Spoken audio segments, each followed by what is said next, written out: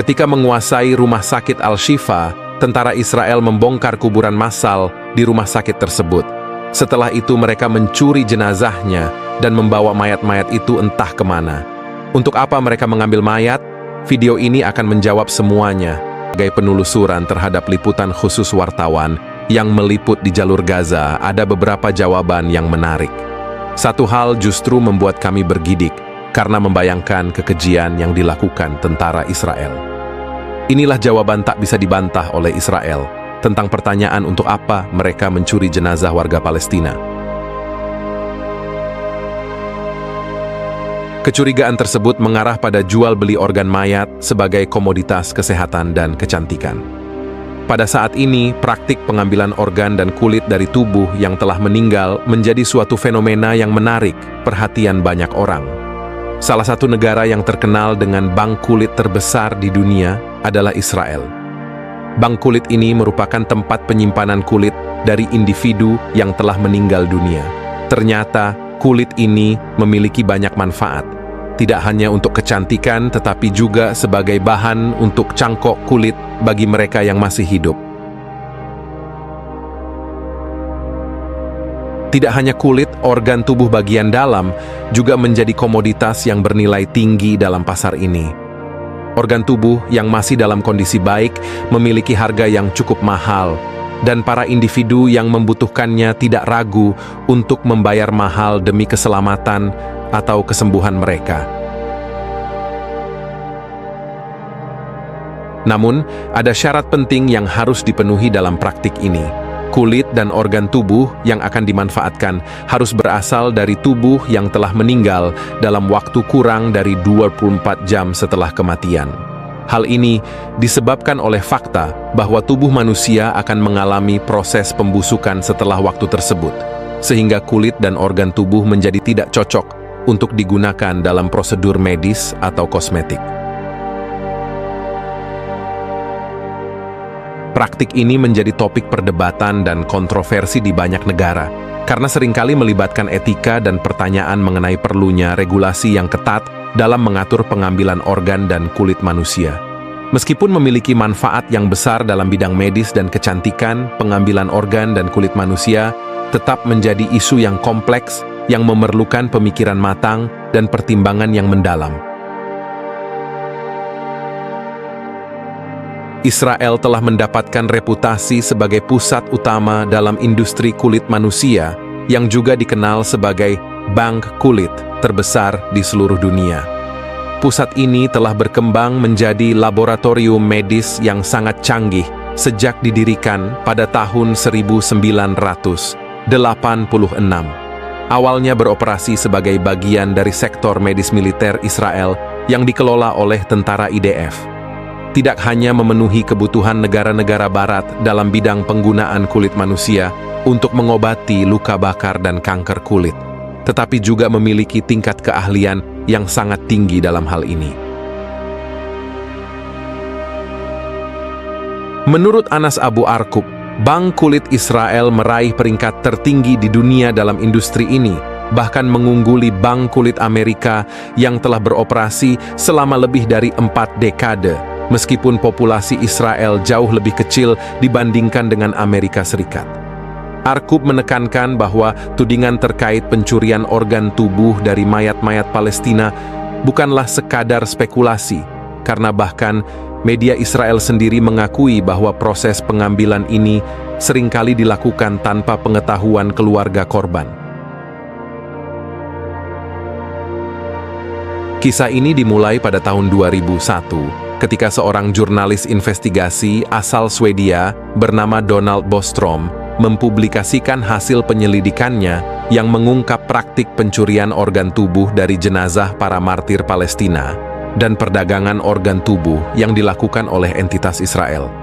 Ini merupakan momen pertama kali kejahatan semacam ini terungkap kepada publik internasional. Namun, Bostrom tidak berhenti di situ saja.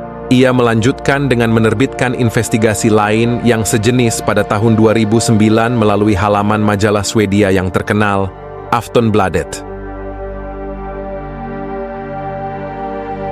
Pengungkapan Bostrom mengenai praktik-praktik yang kontroversial ini telah menciptakan gelombang besar dalam komunitas internasional.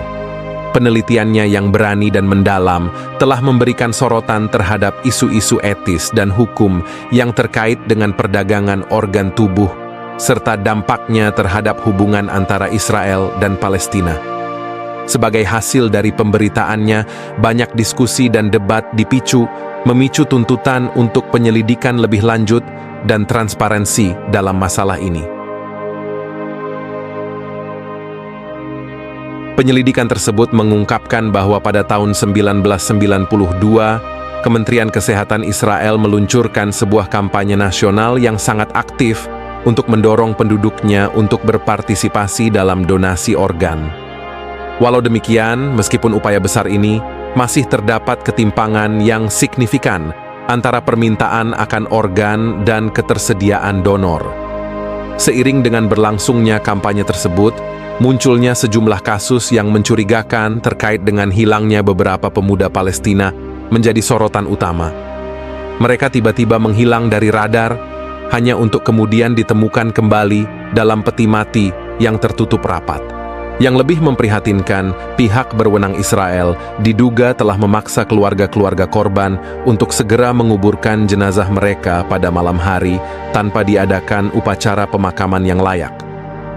Tindakan ini menciptakan ketidakpastian dan kecurigaan yang besar dalam komunitas internasional. Kasus-kasus semacam itu menjadi pusat perhatian dunia, memunculkan pertanyaan tentang etika, hukum, dan hak asasi manusia dalam konteks yang kompleks ini.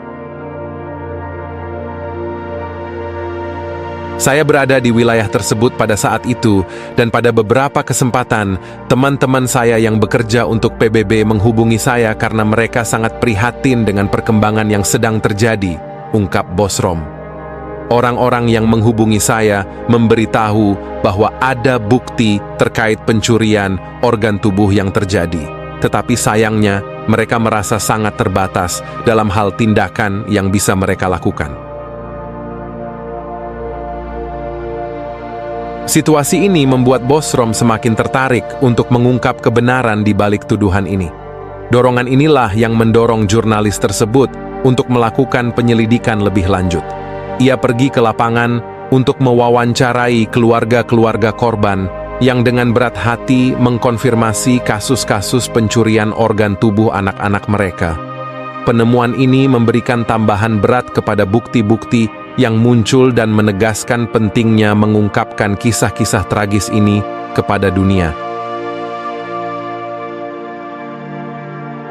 Mundur ke beberapa tahun belakang, Institut Kedokteran Forensik Israel telah mengambil organ tubuh Bilal, seorang anak muda yang menjadi martir pada tahun 1992.